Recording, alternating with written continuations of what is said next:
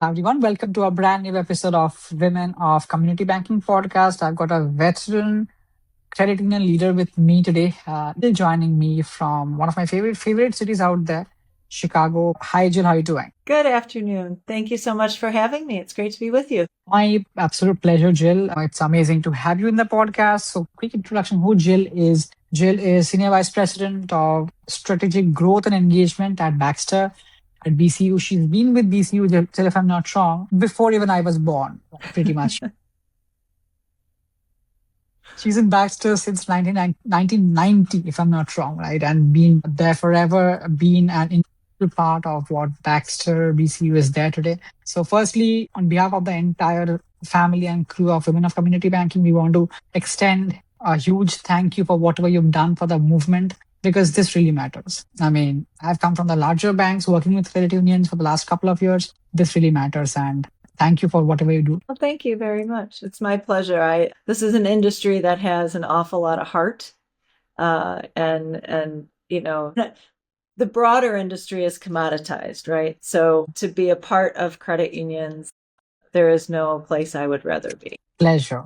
Let's start with one question. You've been in BCU for almost what, 30 years now? So what has kept you there for 30 years? I mean, this reminds me of my dad and my mom. They were in the services for 35 years, right? I mean, I asked the same question to them. Let me ask the same question to you. What has kept you at Baxter for 30 years? I mean, what's so exciting? Well, I would say I'll start with the industry. What has kept me in the Sure. industry is the Sure. purpose.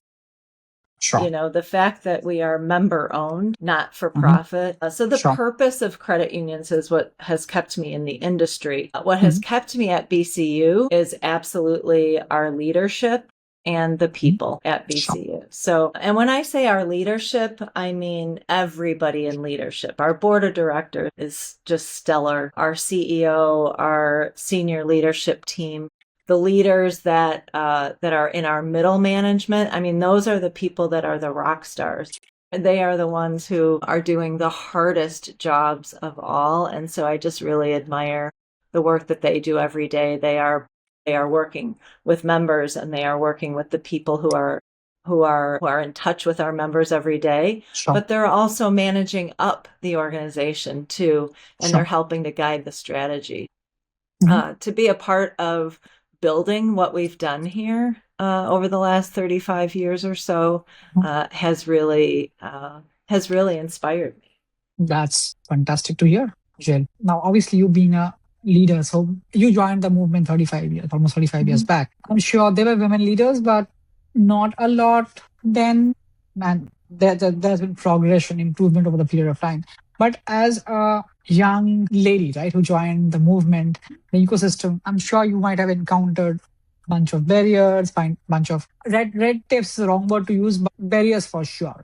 So how did you push through barriers and, reach wherever you are today? Yeah, I would say, barriers can have a lot of different connotations, a lot of different meanings. A few of them I would say would be one I will mention is personal. You and I were talking about it just before we started the podcast today was this conflict about, as a woman in a professional career, how do I make a decision about, if I'm fortunate enough to have the choice of being a working mother or in my job full time, how do I make that decision? And so that was one. I hate to think of it as a barrier, but the barrier became, if I take a step away and I step outside of my career Mhm. for a few years, will I be able to re-enter when the time is right? And then re-enter into a role that gets me back into either an equal position or be able Yep. to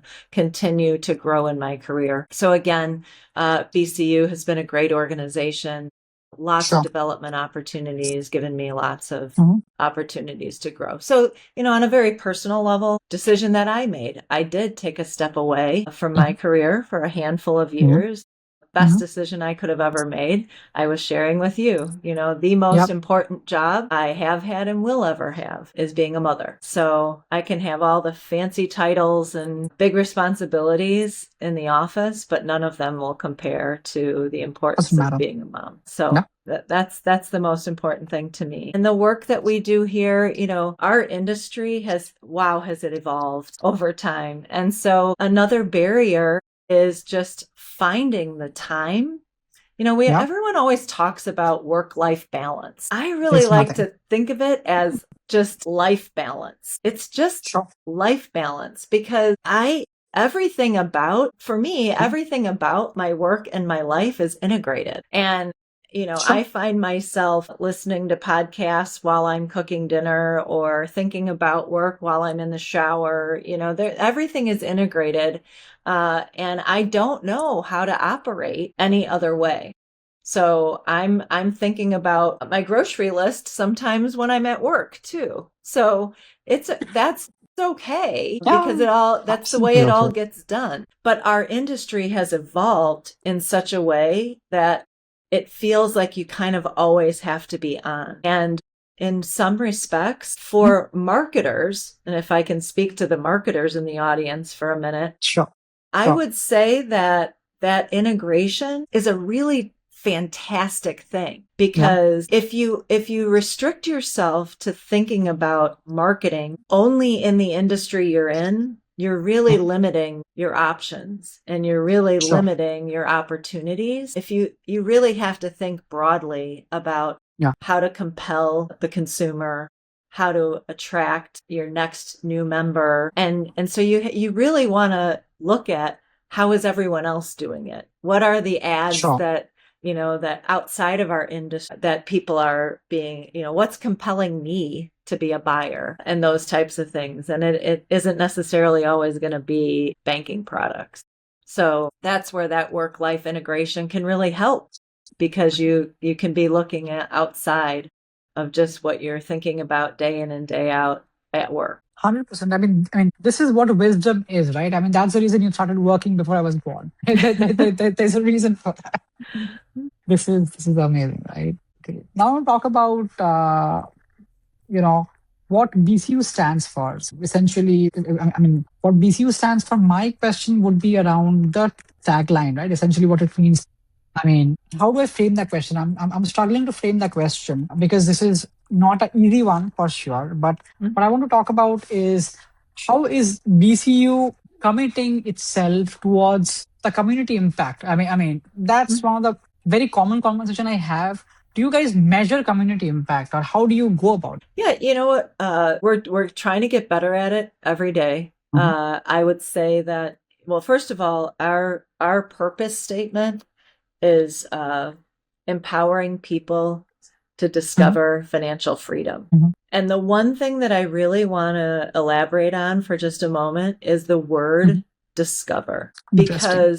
because empower is a word that I would say has gotten kind of overused over the past few years. Yeah, Financial sure. freedom, you hear more and more today than ever before. Yeah, But when we wrote our purpose statement, we really labored over every word of that purpose statement. And discover was one that we were really intentional about choosing rather than the word achieve, because I believe that a person never really achieves financial freedom. not the myth. Life is life is a series of ups and downs.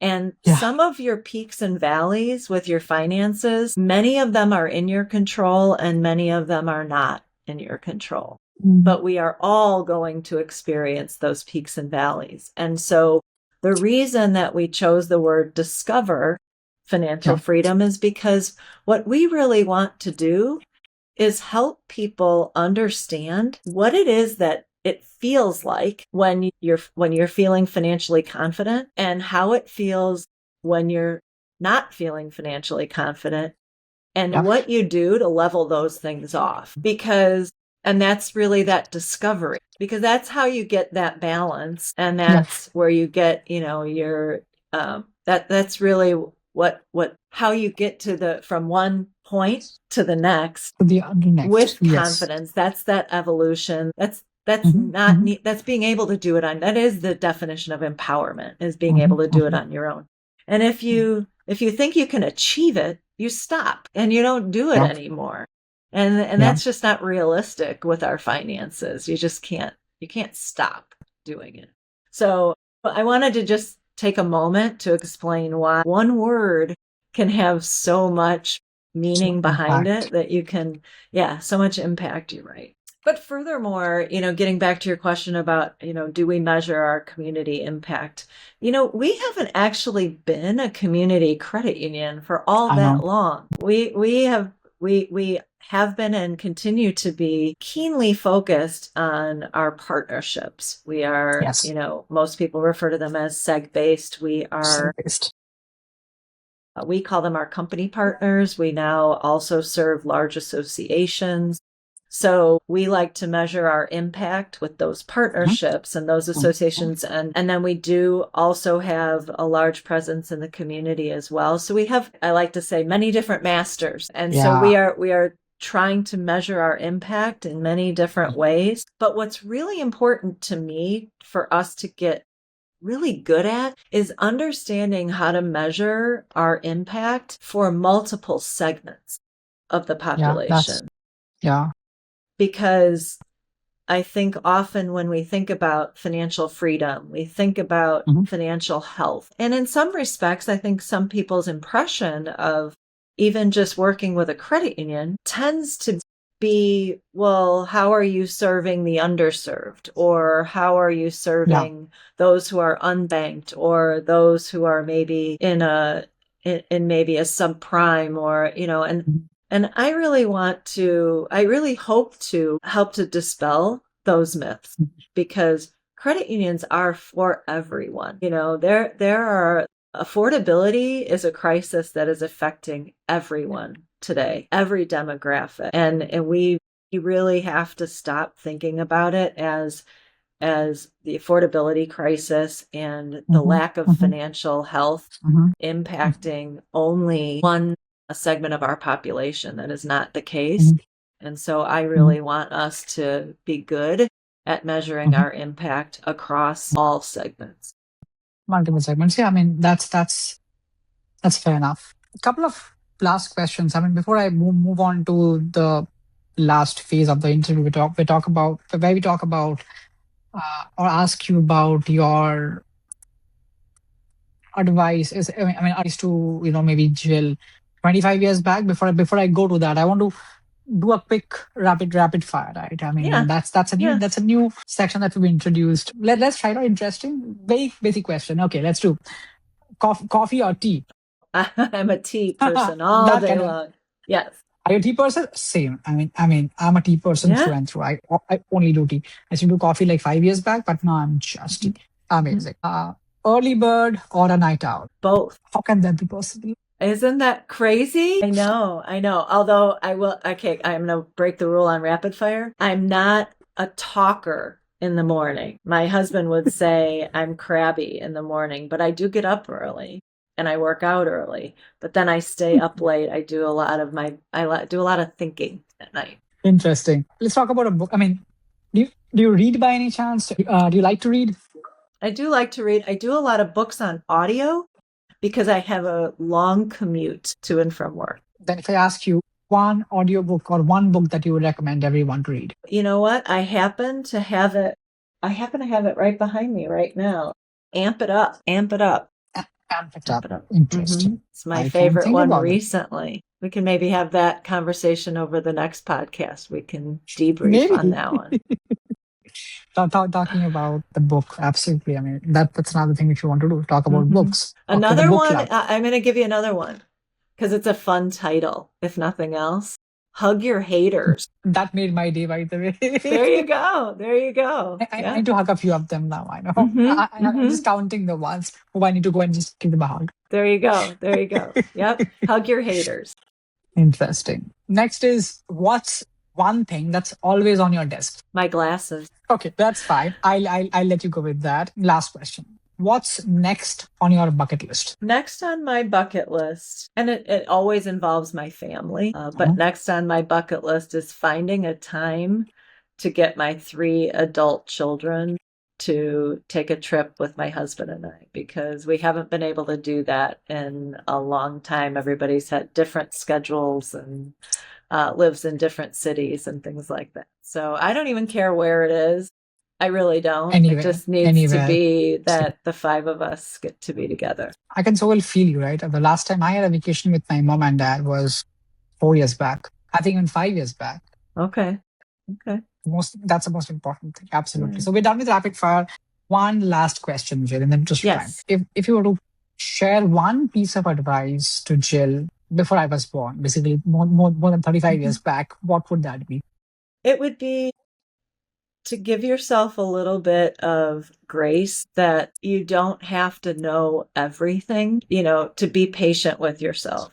Because I think for many years, I really was anxious about needing to know more than I did in order to, whether it was to wanting the next position or feeling like I had to be over prepared going into every conversation, into every meeting, every project. And I didn't give myself the grace to rely on other people enough. So, and now I find that I so enjoy hearing so many other perspectives and absorbing all of the knowledge of all the people around me, just allowing other people, like just being in the midst of all of the intellect and ideas around me. There's a wealth of ideas all around us. We just have to give everyone the space to let it all percolate and happen. This makes me thoughtful, right? Great. So, Jill, this was amazing. This was golden pieces of nuggets that we got from today's podcast, and we really appreciate you on behalf of the family for agreeing to do the podcast with us. And thank you, ma'am. Have a good one. Oh, absolutely. I'm so happy to be here. Thank you very much for having me.